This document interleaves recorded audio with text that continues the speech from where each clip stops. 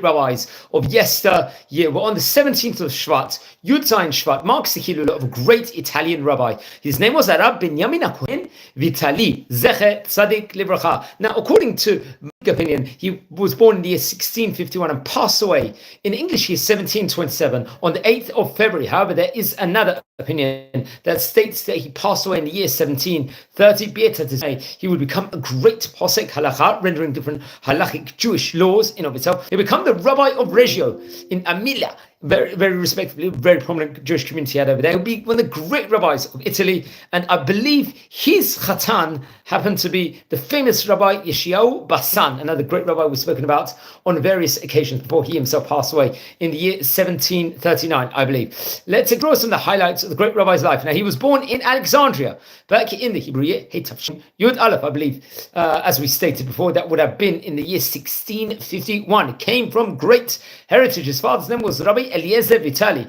He was not just a rabbi and an educator, he was a businessman, very much in of itself, and very much teaching, and he would actually have various different roles. Now, it's actually interesting, he became a God-fearing man and a very learned man, and specialized at a young age, learning, let's say, the teachings of the Ari, the Ramaz, in of itself, who was another great rabbi of Italy, a famous Kabbalist, Rabbi Moshe Schut. And I think at one stage in time, he wanted to actually embark on a journey to the land of Israel, but he wouldn't. He would stay, let's say, in Italy, and tried. There was, at that stage in time, there was like a division. Many people were trying to spread more philosophy in Italy, versus at that stage in time, many people were learning Kabbalah among the young students. So there was various different, let's just say, ranges within regards to what to learn. I think he had close correspondence with the Rabbi Abraham Revigo, who we spoke about before, who was another one of the great Kabbalists, and would serve as a third Rishon LeZion in Israel, naturally, I believe, towards the late 1600s. And Rabbi Benjamin HaCohen Vitali became close to him. Now, I think at one stage in time, there was an invitation to Venice to introduce them to the intricacies of Kabbalah, because at that point in time, as I talked before, many people were learning philosophy, many people were learning Kabbalah at that stage in time. I think the rabbi would stay in Venice, I believe, during the English year 1671. At that stage in time, he would have been approximately 20 years of age. And I think he would be ordinated to the rabbinate in of itself, or the Ramaz in of itself. At the same time, he would study with other great rabbis, including Rabbi Menachem Shimon Basoli, another great rabbi who I think passed away in Mantua, if I'm not mistaken. He happened to be the father of Rabbi Aviad Shalom Basilia, who happened to be another great Kabbalist, a yeshiva head, and a rabbi later on in Mantua, naturally. Okay, then afterwards, he would actually return to Alexandria, I believe, under his father's request, and would get married to his wife's name, I believe, was Rabbanit Nachama. Happened to be from another great family. Remember, many of the families at that stage in time were marrying into great dynasties. Rabbis would marry their children off to other rabbinic families. I think she was a daughter of Rabbi Moshe Cohen Rafa, if I'm not mistaken. And after he would get married, he would go to settle in the area of Kasali, over there. And over there, he would continue, let's just say, having a strong connection with the Ramaz in of itself, with writings. And I think he would be there, if I'm not mistaken, for 3 years, and would learn Kabbalah and Halacha with the famous Kabbalist Rabbi Shimshon Baki, another rabbi I think we spoke about also quite recently. And I think come what the summer of Hey Taf Lamed Gimel, he would, I think, travel to Mantua over there, and would naturally live close to the Ramaz and the other famous Rabbi Ravijo, another great rabbi we've spoken about on various occasions before. In the year Heitav Lamate, he would return to Alexandria another time once again, and now be appointed as a rabbi of the city. Various different prominent positions he would get.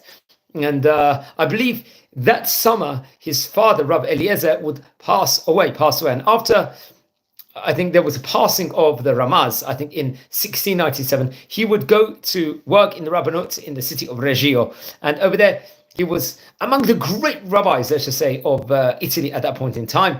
And there was other rabbis, including Rabbi Moshe Chagiz, who we've spoken about before, Rabbi Shlomo Ailon, another rabbi, I think, who would also become a very famous rabbi.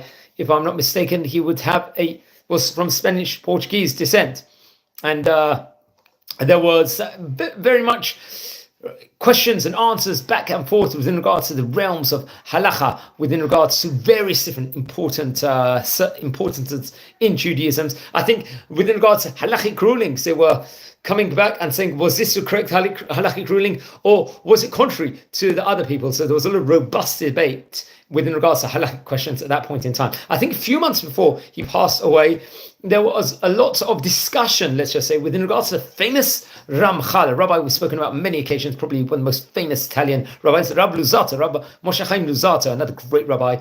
And I think at that stage in time, many people were looking into his studies and speaking within regards to it like intensely in of itself. Now, he passed away, I believe it was on a Motzei Shabbat, on the 17th of Shvat. Now, according to some opinions, it was in the year 1727. And according to another opinion, I saw it was 1730. There was many obituaries, let's just say, and eulogies written after him by various prominent figures at that stage in time. Now, he left many great Talmidim, including the famous Rabbi Yosef Irgas, who happened to be another great rabbi, I think passed away in the year 1730. He was a famous Kabbalist in Italy and one of the great rabbis of his time. Another one of his Talmidim was Rav Aviyad Shar Shalom Ba'azila, another great rabbi who passed away himself in the year 1743. He passed away in. He was a Rosh Yeshiva, a Kabbalist. Very much more can be said with regard to him. Rabbi Yisrael Barchia Pontalina, that was another great rabbi, and Rabbi Netanel Pu'ah. I believe he happened to be connected very much to the Netherlands, if I'm not mistaken. Rabbi Shimshon Chaim Nachmani, who was the author of the Torah cluster work, the Zera Shimshon and the Toldot Shimshon, respectively. I think he himself passed away at a later stage in 1779. He was a great author and was a rabbi of the congregation, I think in northern Italy, if I'm not mistaken. And there was two famous Talmidim, Rabbi Yeshua Bassan, who we spoke about before, who was the author of the Shelot Shuvot question and answers book called Lachmei Todah, and Rabbi Menashe Yoshua Paduba, who was another great rabbi. If I'm not mistaken, there was a family connection within regards to them. I believe, I think there was a there was a family connection through marriage afterwards, if I'm not mistaken. Now let's explore some of the compositions that he wrote. He wrote great Torah works in of itself, many great Torah works, which was I think some was published when he was alive, if I'm not mistaken, some bit afterwards. I'll have to double check on that in of itself. Let's explore it. I think several of them were published in Rabbi Yitzchak Lamprontry's book, which we mentioned about before. I think the Pachad Yitzchak, and many of his teachings will be written in response of other great rabbis in his generation.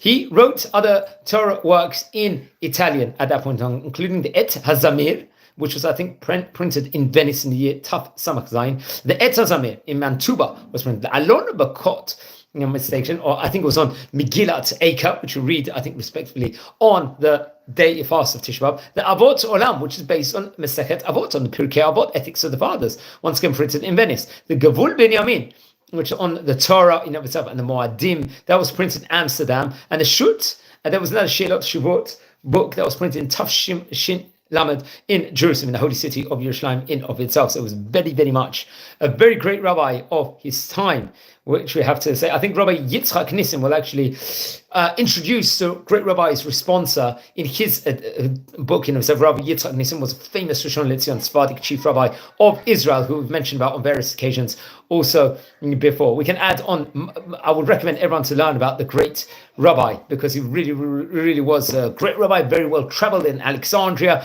very much all around Italy, the different parts of Italy, which had the great places in of itself, and also had huge connections within regards to Amsterdam. He passed away, I think it was on the Shabbat, Motzei Shabbat of Parshat Beshalach, if I'm not mistaken. Please don't forget to light candles in his memory. Friends, we're a community here. We're learning about the great rabbis of yesteryear. We've already covered about 700 rabbis from the Oriental countries and from the Spanish countries in of itself. If you happen to be related to any of these great Chachamim, please send me an email. I would love to hear more. Don't forget to subscribe to the channel.